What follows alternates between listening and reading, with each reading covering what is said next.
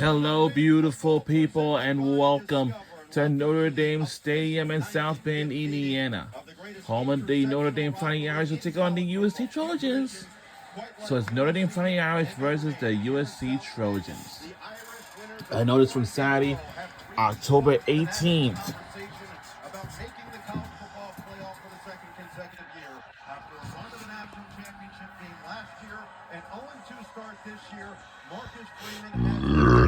Back in the driver's seat to control their fate to eventually get back to the postseason. They face a very hungry, very confident USC team on the other side, coming off their best performance of the year a week ago against Michigan. Back in the top 20 and back in their own spotlight. Back a chance for them to take that next step under Lincoln Riley for the college football playoff. It was a late game under the lights, actually. Inclement weather took them a little longer to get into Notre Dame Stadium, but they are ready to go. A tradition as great as all in college football.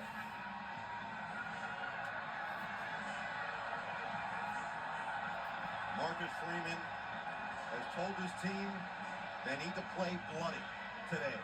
Violent, vicious, passionate.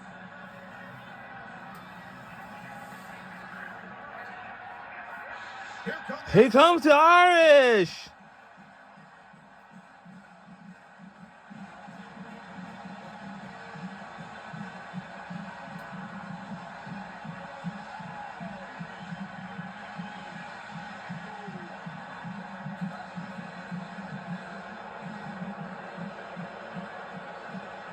Lincoln Riley's team is 5-1 and hope to play spoiler not just tonight, but for the season for the Notre Dame side of things.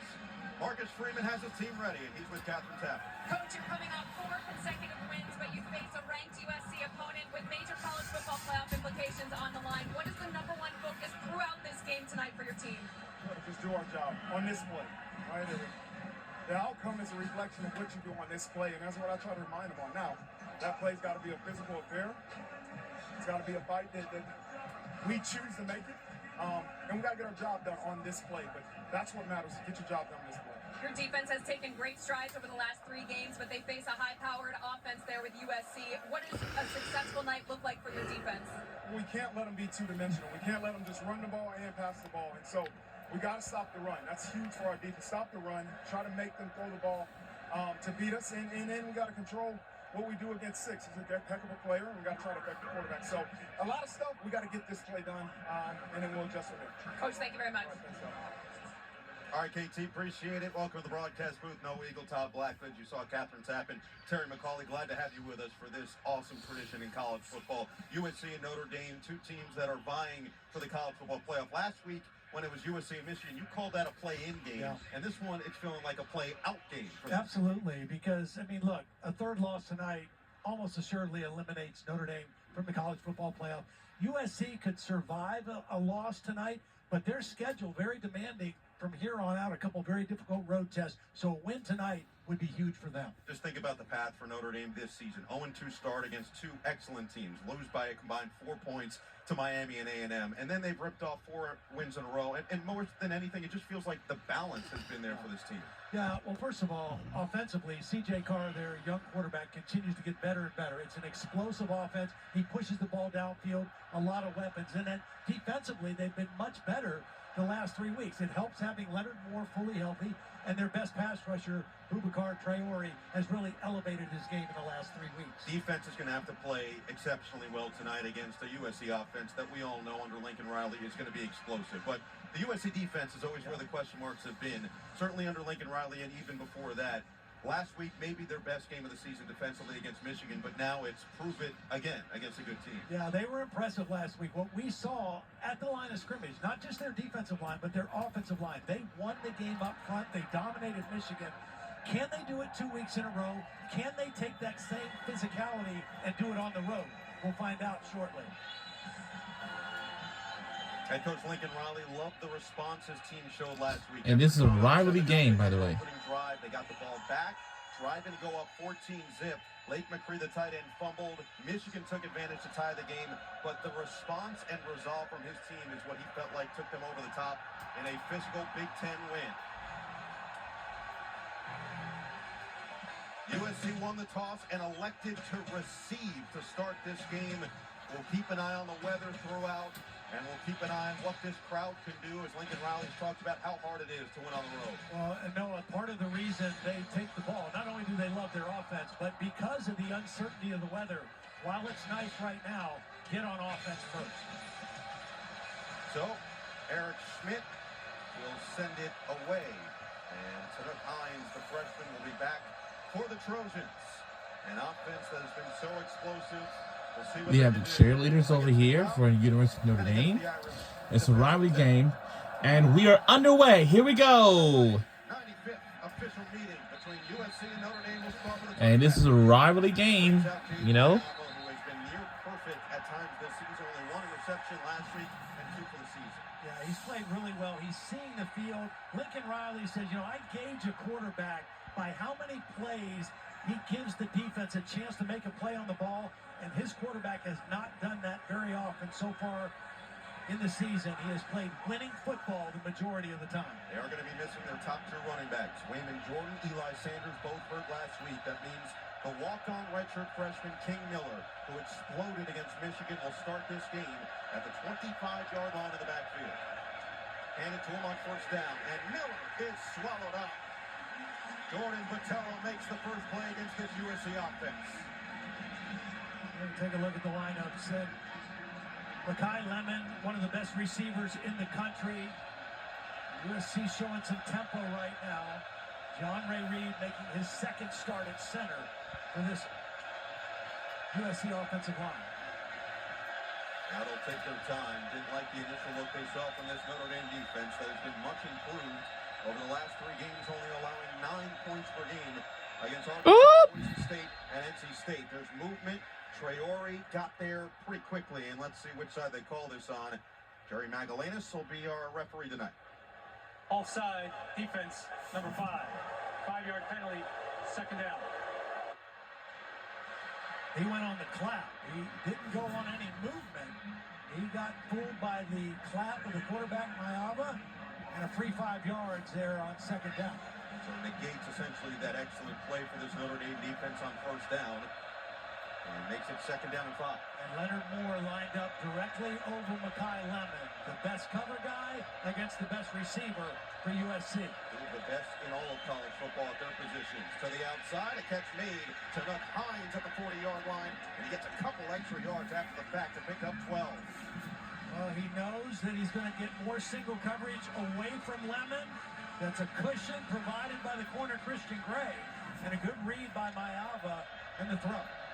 Play action on first down to the outside for Jacoby Lane. Breaks a tackle, busts one across midfield, and finally gets taken down at the 42-yard line after a pickup of 16. And similarly to what we saw last week, the early passing game by USC, quick throws, out of the throw, out of the hands quickly, and we're already seeing him distribute the football.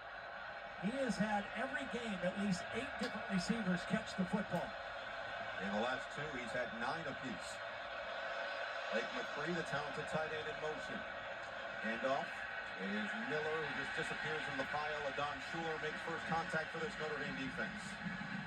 Well, you take a look up front for the defense. Boubacar Traore, their best pass rusher, leads the team in sacks and tackles for loss. He's got to have a huge game tonight.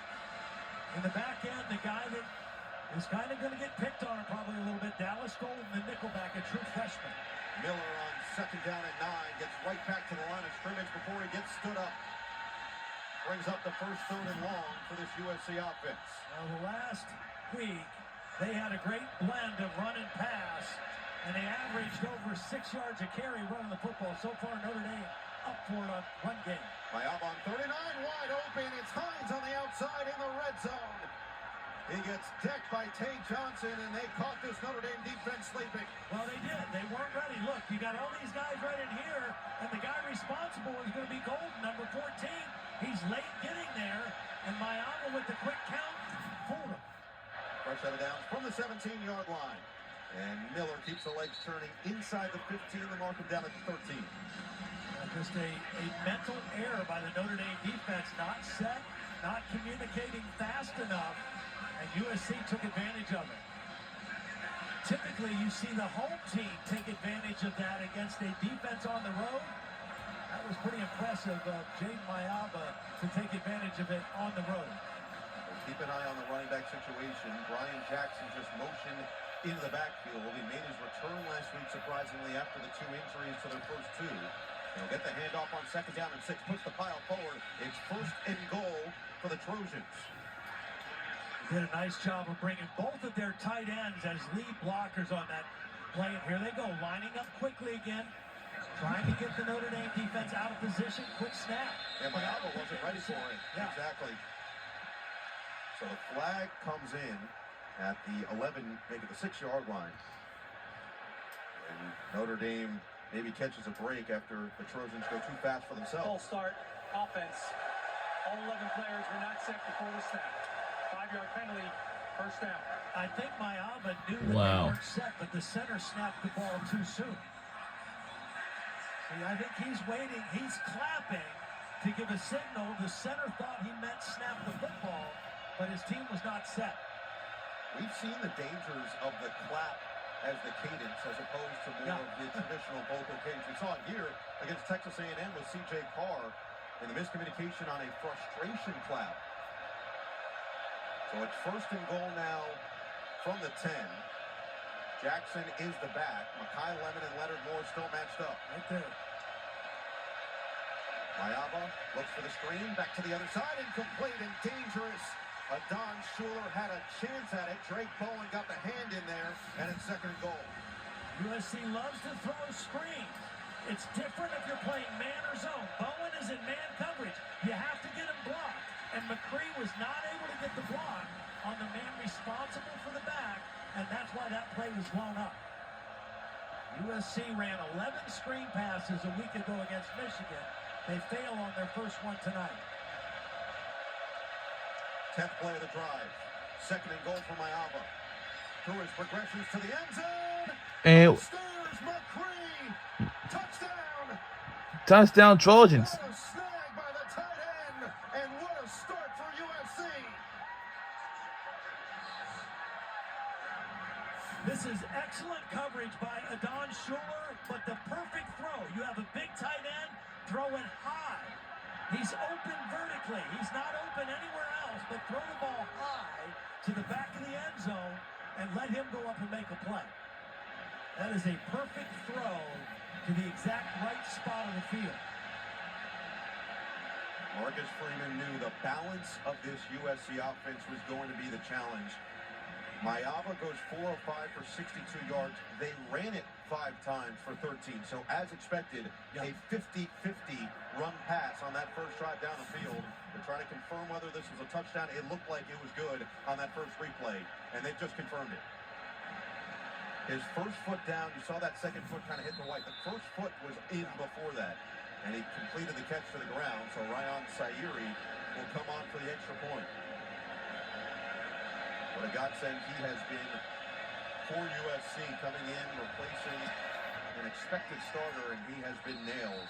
Extra point is good to make it 7-0, right down the field in 3 minutes and 51 seconds. And the Trojans cash in to go up 7-0 in this battle. We'll be right back on the other side.